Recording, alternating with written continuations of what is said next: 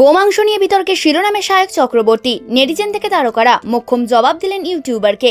কলকাতার পার্ক স্ট্রিটের অন্যতম জনপ্রিয় রেস্তোরাঁয় মাটনের বদলে গোমাংস পরিবেশন নিয়ে উত্তাল গোটা নেটপাড়া।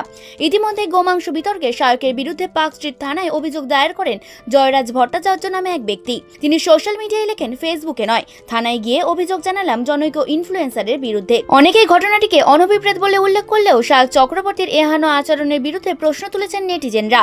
টলিপাড়ার একাধিক শিল্পীও এই ঘটনার প্রতি তাদের অসন্তোষ প্রকাশ করেছেন। অভিনেতা রাহুল দেব বসু জানান, সায়ক যেভাবে ওই রেস্তোরাঁর কর্মীর সঙ্গে আচরণ করেছেন তা একেবারেই অনৈতিক।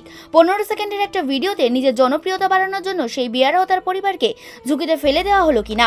মানসী সিনহা জানান, স্ক্রিপ্টে একটু কাঁচা হয়ে গেছে এবং একই সঙ্গে আপত্তি, রাগ ইত্যাদির সঙ্গে ধর্মটাকে এভাবে হালকা মিশিয়ে দেওয়ার চেষ্টাটা বেশ বিরক্তিকর, একেবারে সহ্য হলো না। অভিনেতা রাহুল ব্যানার্জি জানান, সায়ক এইবার যেটা করেছে তা হিংসায় উস্কানি এবং রাজ্যের শান্তি নষ্ট করার চেষ্টা। কেউ আবার অভিনেতা অভিনেত্রীদের ভাত মেরে কন্টেন্টের নামে ক্রিয়েটারদের রসাতলে যাওয়ার রিল কালচারের উপদ্রবে বিরক্ত প্রকাশ করেছেন। তাদের অভিযোগ, পরিকল্পনা মাফিক ধর্মীয় উস্কানি দেওয়ার চেষ্টা হয়েছে। অন্যদিকে অভিনেতার আচরণের কারণে রেস্তোরাঁর কর্মীকে হেনস্থা করা হয়েছে।